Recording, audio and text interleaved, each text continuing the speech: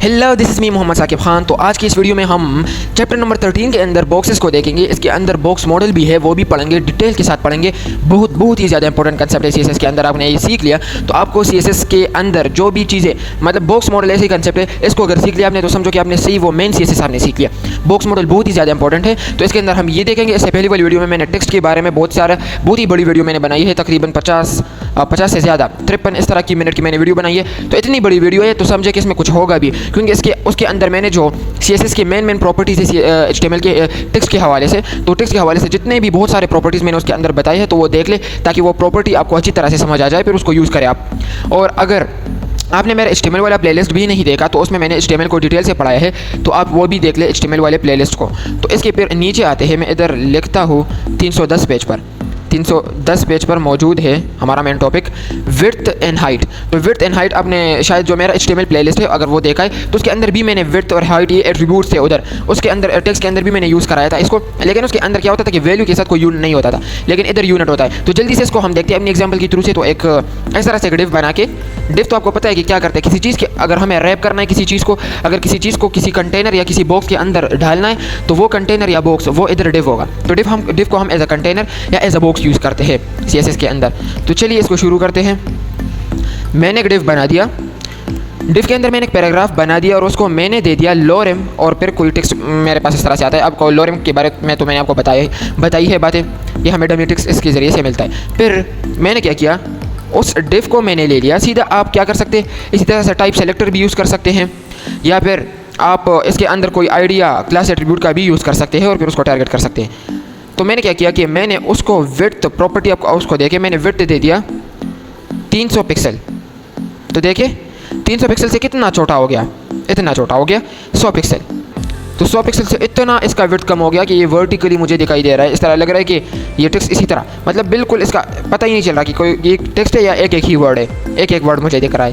तो इतना इसका विड्थ कम कर दिया, इतना कम नहीं करना, 300 पिक्सल दे दूँगा और फिर इस पर कोई बॉर्डर दे दूँगा। अभी बॉर्डर पढ़ेंगे, आप इसको देखकर कंफ्यूज ना हो, क्योंकि बॉर्डर पढ़ेंगे, इसको हमने नहीं पढ़ा, इसको पढ़ेंगे तो कोई चिंता की ज़रूरत नहीं है, इसको अच्छी तरह से पढ़ेंगे। तो ये देखिए इसके घेर दो, एक बॉर्डर भी आ गया। तो इसका विड्थ हमने इस तरह से सेट कर दिया। और फिर हाइट भी है, तो हाइट को भी देख लेते, इजी है, इसमें कोई मुश्किल लॉजिक वगैरह तो नहीं है। तो मैंने हाइट लगा दिया कितना, 100 पिक्सल। तो 100 पिक्सल हाइट लगा के देखो बॉर्डर इधर तक आ गया। क्यों इधर तक आ गया, क्योंकि मैंने हाइट छोटा कर दिया तो बॉर्डर इस टेक्स्ट के ऊपर ही आ गया। लेकिन अगर मैं हाइट को कर दूँ 300 पिक्सल तो देखिए हाइट इतना बड़ा हो गया। 300 पिक्सल देने से हाइट इतना बड़ा हो गया, हमें इतना एक्स्ट्रा स्पेस भी दिखाई दे रहा है क्योंकि हमने हाइट ज़्यादा यूज़ किया। तो जब इतना ज़्यादा हाइट यूज़ किया तो ऑब्वियसली इस तरह से हमें दिखाई देगा। इसके बाद क्या आता है, विड्थ और हाइट तो हो गए। लिमिटेड विड्थ, लिमिटेड विड्थ क्या होता है कि हमने विड्थ देना है किसी लिमिट तक, कि मिनिमम इतना विड्थ और मैक्सिमम इतना, या मिनिमम फॉर एग्जांपल 200 से लेकर मिनिमम 200 विड्थ है और मैक्सिमम 400। तो 200 से लेकर 400 तक अगर हमें कोई काम परफॉर्म करना है, कोई प्रॉपर्टी लगानी है, कोई स्टाइलिंग करनी है, तो वो भी हम कर सकते हैं लिमिटेड विड्थ के ज़रिए से। सही तरह से पढ़ाता हूँ फिर समझ आ जाएगा। ये मैंने हटा दिया, ये मैंने हटा दिया। मैं क्या करता हूँ, इसी तरह से वही डिव लगाता हूँ, उसके अंदर से मैंने ये हटा दिया और उसके बैकग्राउंड कलर में मैं दे दूँगा ब्लू। ये तो मैंने पढ़ा है बैकग्राउंड कलर और कलर, ये तो आपको आता ही होगा, इसलिए मैं अच्छी तरह से इसको सीधा यूज़ करूँगा क्योंकि मैंने आपको पढ़ाया है। तो 300 विड्थ है इसकी, तो मैंने क्या कर दिया, मैं लगाता हूँ कि मिनिमम विड्थ 300 और अगर मैक्सिमम विड्थ 350 हो, 350 पिक्सल, तो ये काम कर दो। तो अभी इससे हमें मतलब कैसे पता चलेगा कि अब ये कौन सी विड्थ है, तो इससे हमें पता चल सकता है। देखिए मैं इसको थोड़ा सा जूम करता हूँ। हाँ अच्छा, ये जूम नहीं हो रहा, इसको इस तरह से कर देंगे, नहीं इस तरह से नहीं करेंगे, तो ऊपर अब विड्थ के ज़रिए से आपको पता चल जाएगा। यो एक मिनट में इसको क्या करता हूँ कि अब देखते हैं, अगर मिनिमम विड्थ 300 पिक्सल हो और मैक्सिमम विड्थ 350 हो तो ये प्रॉपर्टीज़ यूज़ करो। एक मिनट, इसने क्या किया है कि मिन और मैक्स मिनिमम 450 रखा है और मैक्सिमम 650 रखा है। तो इतनी विड्थ की रेंज में, यानी 450 टू 650, ये टेक्स्ट अलाइन प्रॉपर्टी पैडिंग और मार्जिन नहीं पढ़ा अभी तक, तो इसलिए कोई मसला नहीं, इसको पढ़ेंगे, इसको भी देखकर कंफ्यूज ना हो। तो मैंने क्या कर दिया कि 300 पिक्सल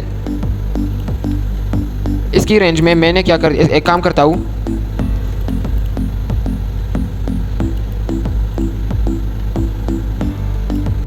अच्छा, तो वैसे भी हम इसको क्या करेंगे, मीडिया क्यूरी जब पढ़ेंगे वो भी अच्छा टॉपिक है। उसके अंदर ये मिन और मैक्स विड्थ, इनकी ये प्रॉपर्टीज़ हम बहुत ज़्यादा यूज़ करते हैं, यानी वो उधर यूज़ होती है, मिन और मैक्स विड्थ ये चीज़ें यूज़ होती है। तो मीडिया क्यूरी के अंदर फिर इसको डिटेल से पढ़ेंगे। अभी पता नहीं ये वर्क क्यों नहीं कर रहा। अभी आपको समझाता हूँ कि मैंने क्या किया था।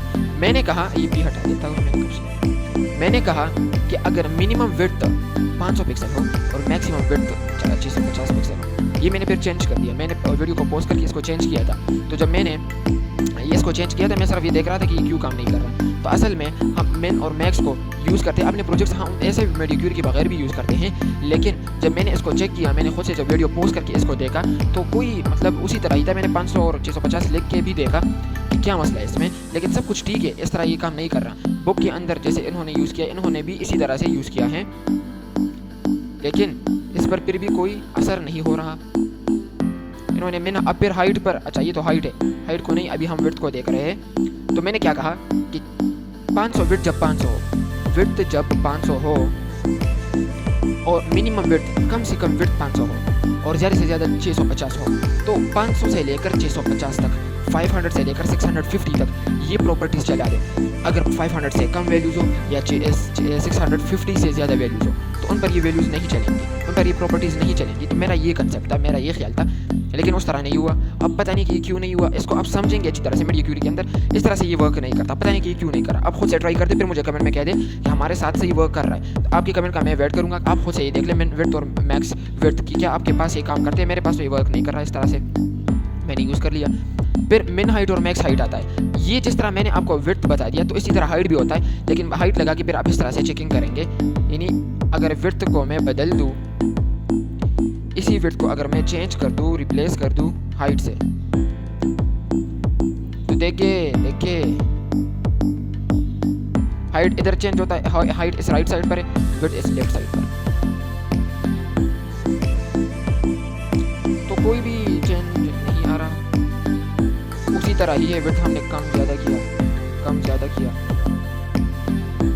कम करके फिर भी कुछ असर नहीं हुआ। तो आप खुद से इसको ट्राई कर दे कि क्या आपके पास कुछ आता है ख़ास, मतलब कुछ अच्छा आउटपुट मिलता है।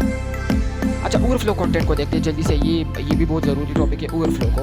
ओवरफ्लो के अंदर हिडन और स्क्रॉल, ये दो प्रॉपर्टीज़, ये दो वैल्यूज़ यूज़ की गई है इधर। तो मैं क्या करता हूँ, इसको तो हटाता हूँ, ये बकवास मुझे गुस्सा दिला दिया, ये क्यों काम नहीं कर रहा है इधर। तो क्या करता हूँ कि मैं इस पर एक बॉर्डर पढ़ेंगे, फिर से बताता हूँ, 2 पिक्सल सॉलिड रेड इस तरह का, कि वो ज़्यादा साफ दिखता।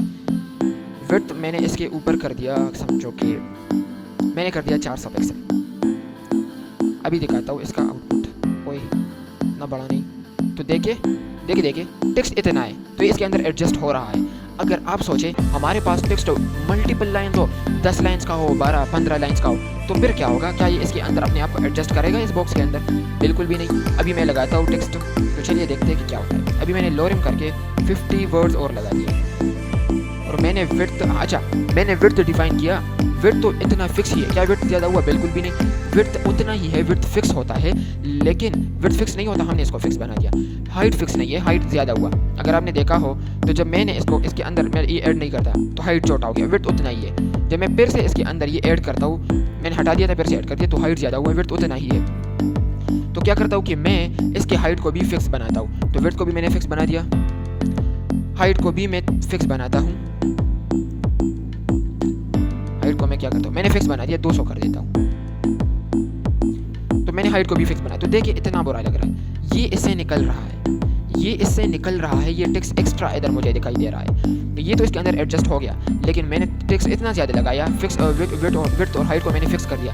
ये टेक्स्ट इससे ओवरफ्लो कर रहा है। ओवरफ्लो, जिस तरह हमने ओवरफ्लो प्रॉपर्टी की बात की, तो ये जो प्रॉब्लम है, इस प्रॉब्लम का नाम भी ओवरफ्लो है और इसके लिए सोल्यूशन का नाम भी ओवरफ्लो है। तो क्या करेंगे, इधर ओवरफ्लो लगा देंगे, ओवरफ्लो, और ओवरफ्लो को मैं कर दूंगा हिडन। ओवरफ्लो हिडन करने से जो प्रॉब्लम था, ओवरफ्लो वाला प्रॉब्लम था, वो हाइड हो गया, वो मुझे नहीं दिख रहा। लेकिन आपके दिमाग में एक क्वेश्चन आएगा कि ओवरफ्लो को तो आपने हाइड कर दिया, लेकिन ये ओवरफ्लो क्यों हाइड कर दिया? मेरा इतना इंपॉर्टेंट टेक्स्ट था इधर, इतनी ज़रूरी बात थी, अब वो किसी को कैसे दिखेगी? अब अगर आपको अपना कंटेंट, अपना टेक्स्ट दिखाना है किसी को, तो आप ओवरफ्लो हिडन के बजाय क्या कर दे, CRO स्क्रॉल यूज़ कर दे।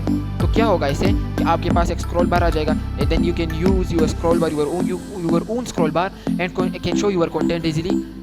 तो इस तरह से आप दिखा सकते हैं। लेकिन मसला ये है, देखिए वर्टिकल स्क्रॉल बार के साथ साथ हॉरिजॉन्टल स्क्रॉल बार भी दिख रहा है, अगर आपको दिख रहा हो नीचे बॉटम में देखें, इधर ये एरो इधर से लेकर इधर तक ये हॉरिजॉन्टल स्क्रॉल बार भी आ रहा है। तो हम चाहते हैं कि जो स्क्रॉल बार जहाँ पर ओवरफ्लो आता है वहीं पर स्क्रॉल बार दिखाई दे।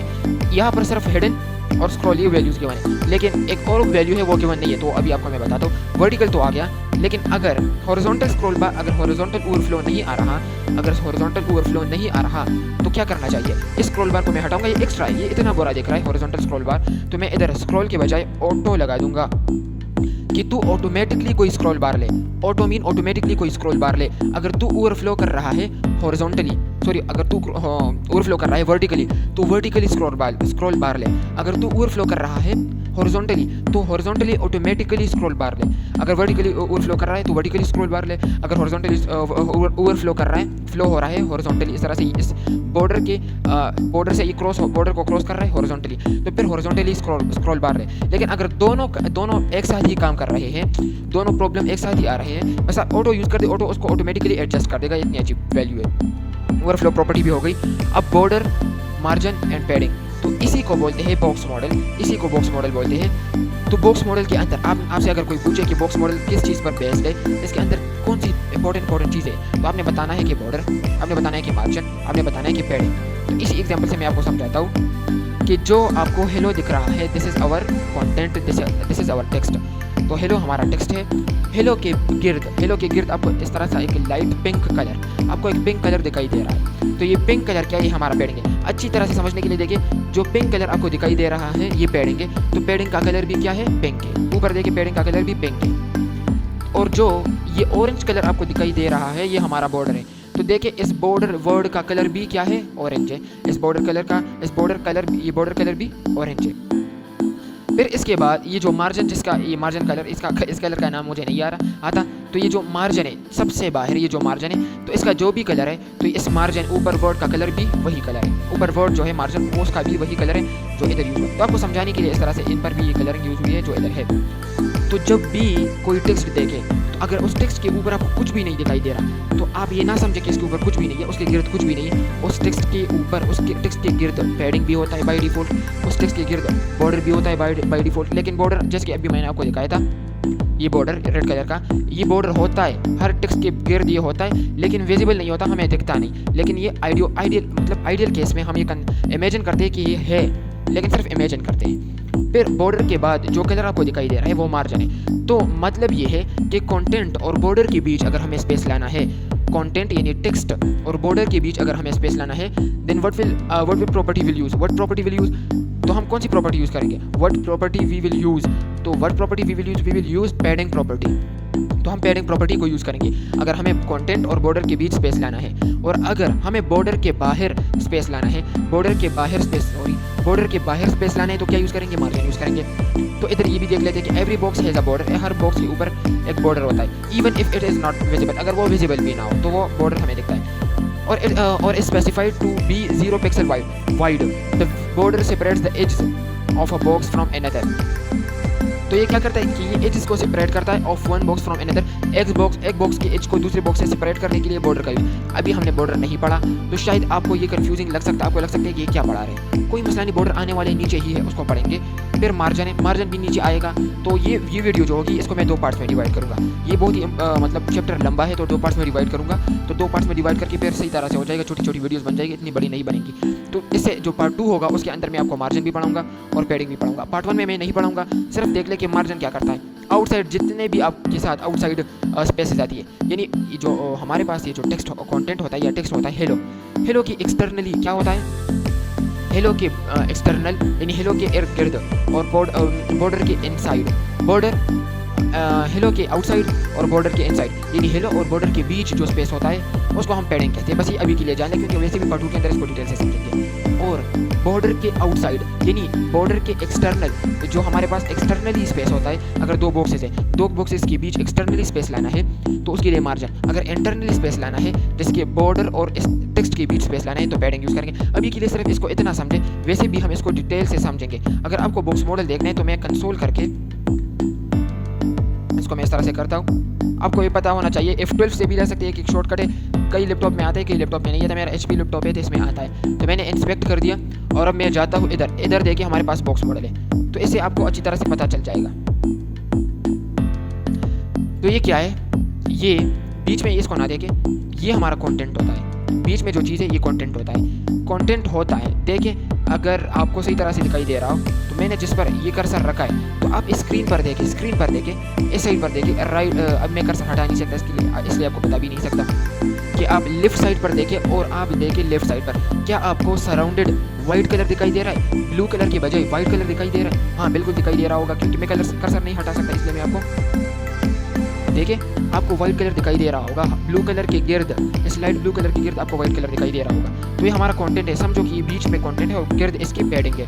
तो पैडिंग इसकी गिर्द है, तो ये पैडिंग इतना कम है कि हमें दिखाई नहीं दे रहा। बॉर्डर नहीं है, हमने नहीं लगाई तो इसलिए हमें दिखाई नहीं दे रहा, लेकिन ये होता है। मैंने आपको पहले भी बताया था कि हम सिर्फ ये इमेजिन करते हैं कि बॉर्डर है, लेकिन होता नहीं है। होता है, हमें दिख नहीं रहा होता है लेकिन हमें दिख नहीं रहा होता। इसके बाद फिर मार्जिन, सबसे एंड में हमने कहा था कि अगर एक्सटर्नली स्पेस देना है किसी दो बॉक्सेस के बीच तो मार्जिन यूज़ करते हैं।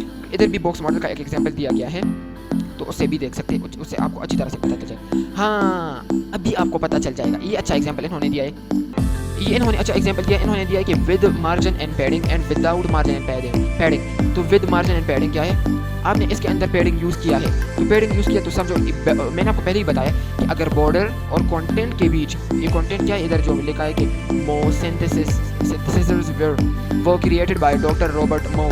तो ये कुछ टेक्स्ट लिखा गया है, तो टेक्स्ट और बॉर्डर के बीच जो स्पेस दिख रहा है ये क्या है, पैडिंग है। लेकिन इधर टेक्स्ट और बॉर्डर के बीच स्पेस नहीं है, मतलब कि इधर क्या है, ये विदाउट पैडिंग एंड मार्जिन है, तो इधर पैडिंग यूज़ नहीं हुआ है। और अगर आप इधर देखिए, ये एक बॉक्स, ये दूसरा बॉक्स और ये तीसरा बॉक्स, तो इन बॉक्सेस के बीच स्पेस है, इन बॉक्सेस के बीच स्पेस है। तो ये क्यों स्पेस आया है, क्योंकि इधर मार्जिन यूज़ हुआ है। तो मैंने क्या कहा था कि अगर दो बॉक्सेस के बीच स्पेस लाना है तो बॉक्सेस क्या है, एक्सटर्नली स्पेस लाना है, तो बॉक्सेस एक दूसरे से डिफरेंट एक बॉक्सेस है, मतलब ये अलग एक बॉक्स है, ये अलग एक बॉक्स है।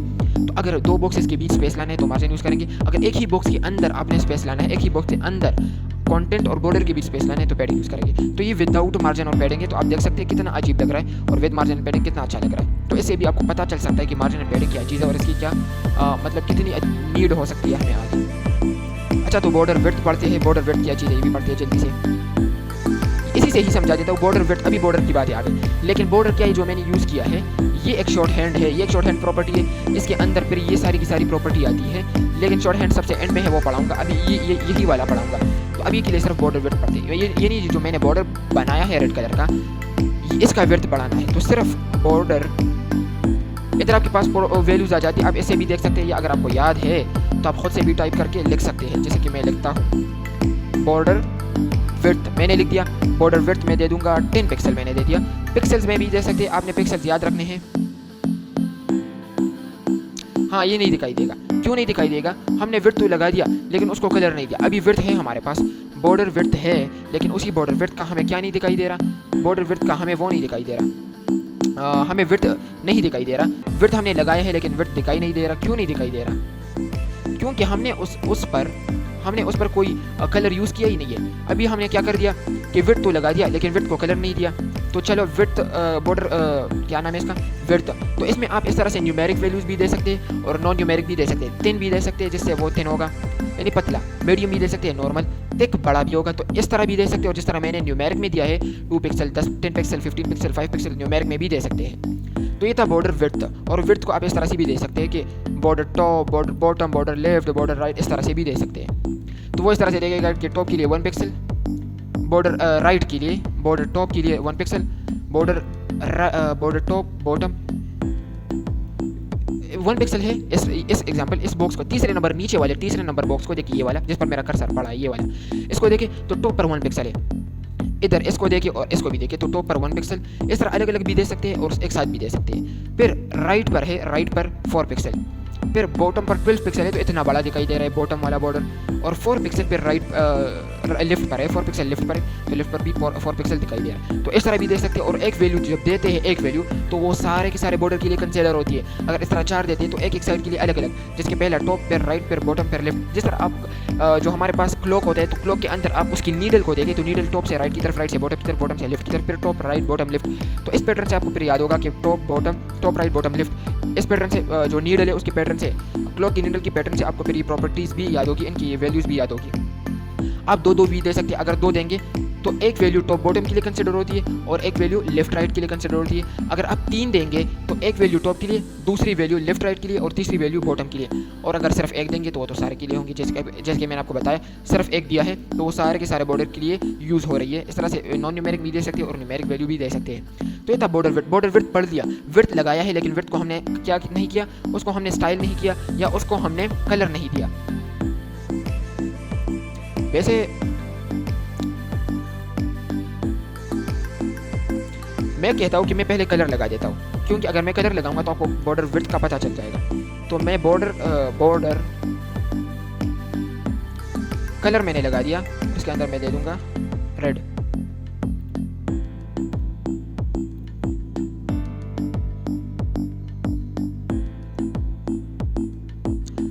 ये बॉर्डर विड्थ काम नहीं कर रहा, अब इसमें क्या मसला है।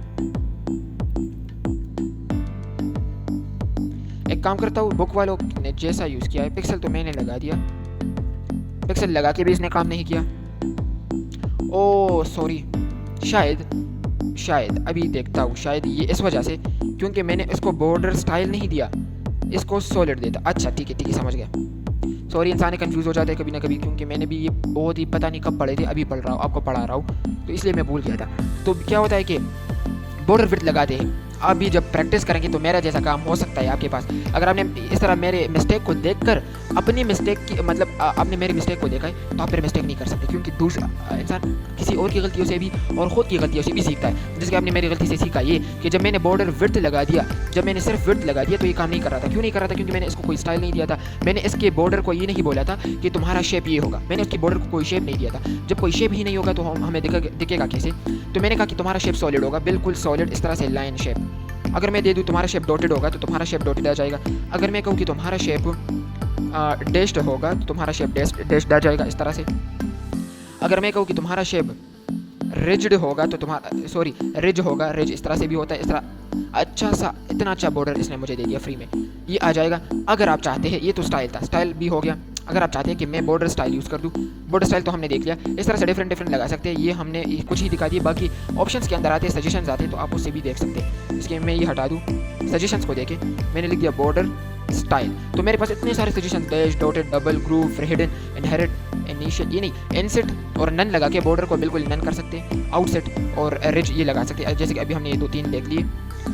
अभी के लिए मैं सॉलिड लगाता हूँ, सॉलिड हम ज़्यादातर यूज़ करते हैं, तो मैंने सॉलिड लगा दिया। ये तो था बॉर्डर स्टाइल। बॉर्डर विड्थ भी हो गया, बॉर्डर स्टाइल भी हो गया, बॉर्डर विड्थ भी हमने देख लिया। उसको आप कम ज़्यादा कर सकते हैं, मैंने अभी के लिए 10 पिक्सल दिया है ताकि आपको साफ दिखे। तो मैंने बॉर्डर कलर अभी नहीं पढ़ाया, तो बॉर्डर कलर बस ईजी है, क्या करना है, बस बॉर्डर कलर लगा दो। बॉर्डर कलर प्रॉपर्टी, मैंने इसको विड्थ दे दिया बॉर्डर को, मैंने उसको कोई शेप दे दिया, तो बॉर्डर का विड्थ भी हो गया, बॉर्डर का शेप भी हो गया। लेकिन बॉर्डर को मैंने कोई कलर नहीं दिया, तो बॉर्डर को मैं कलर दे देता हूँ पर्पल। तो बॉर्डर का कलर क्या हो गया? पर्पल हो गया। तो बॉर्डर का कलर मुझे पर्पल दिखाई दे रहा है, इस तरह इर्द गिर्द कंटेंट के इर्द गिर्द देखिए, कंटेंट के इर्द गिर्द मुझे पर्पल दिखाई दे रहा है। तो ये था बॉर्डर को बनाना, लेकिन इतने लंबे प्रोसेस से हमने बना दिया। अब इसी बॉर्डर को, ये मैं कमेंट करता हूँ, तो इसी बॉर्डर को, अच्छा तो ये मैं अभी ये भी बताता हूँ कि CSS के अंदर कमेंट ऐसे होता है। इस टेबल के अगर आपने देखा होगा तो उसके अंदर कमेंट चेंज था, इसके अंदर forward slash static forward slash इस तरह से होता है। लेकिन उस तरह से उसमें क्या होता था कि less than angle bracket exclamation और फिर हाइफन और फिर ग्रेटर देन एंगल ब्रैकेट, इस तरह से कुछ था। लेकिन इस तरह से कमेंट हम इसमें इस तरह से कमेंट लगाएंगे। अब क्या करते हैं कि इस बॉर्डर को हमने इतने लंबे प्रोसेस से लगाया था, बॉर्डर विड्थ, फिर बॉर्डर स्टाइल प्रॉपर्टी, फिर बॉर्डर कलर प्रॉपर्टी, 3 प्रॉपर्टीज का यूज़ किया था। तो क्यों ना मैं इसको एक ही लाइन में कर दूं, और वो भी सिर्फ और सिर्फ एक वर्ड का यूज़ करके, एक बॉर्डर प्रॉपर्टी का यूज़ करके क्यों नहीं कर सकता, जैसे कि हमने पहले देखा था। लेकिन मैंने फिर कहा था कि मैं इसको पढ़ाऊंगा, तो अभी वक्त आ गया, इसको पढ़ते हैं। तो मैं क्या करता हूँ कि बॉर्डर को मैं लिख देता हूँ। ये जो काम मैंने किया था, इस काम को मैं सिर्फ एक ही लाइन में करता हूँ। ये मैंने किया था 3 लाइन में, और वो भी इतने मुश्किल से। तो बस सीधा बॉर्डर लिख दो। तो पहले क्या देना होता है आपको? पहले देना होता है विड्थ। तो बॉर्डर विड्थ की क्या वैल्यू है? 10 पिक्सल। फिर आपने देना होता है बॉर्डर स्टाइल, तो मैंने स्टाइल दे दिया सॉलिड।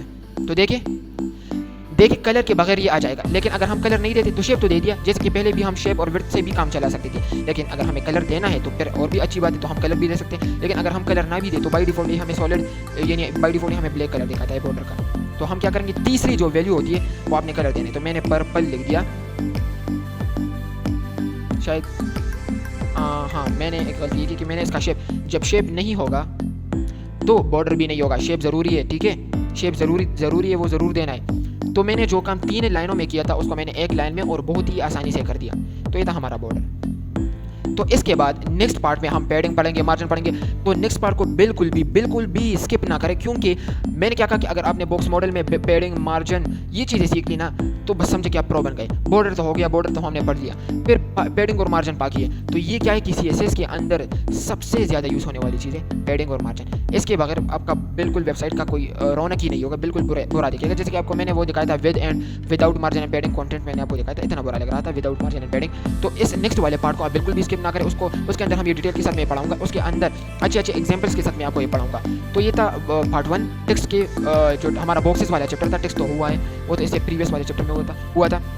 तो हमारा जो बॉक्सेस वाला चैप्टर था CSS के अंदर, उसका 1 पार्ट हो गया और पार्ट 2 बाकी है। तो पार्ट 2 को डिटेल से समझेंगे, वीडियो को पार्ट 2 को स्किप ना करेंगे। पार्ट 2 को हम डिटेल से उसके अंदर मार्जिन और पैडिंग और बहुत सारे और प्रॉपर्टीज़ है जो बहुत ही ज़रूरी है, उसको देखेंगे। तो अभी के लिए आपका बहुत ही शुक्रिया अगर आपने मेरी वीडियो इधर तक देखी है। अगर चैनल को सब्सक्राइब नहीं किया तो चैनल को भी सब्सक्राइब कर दे और वीडियो को भी लाइक कर दे।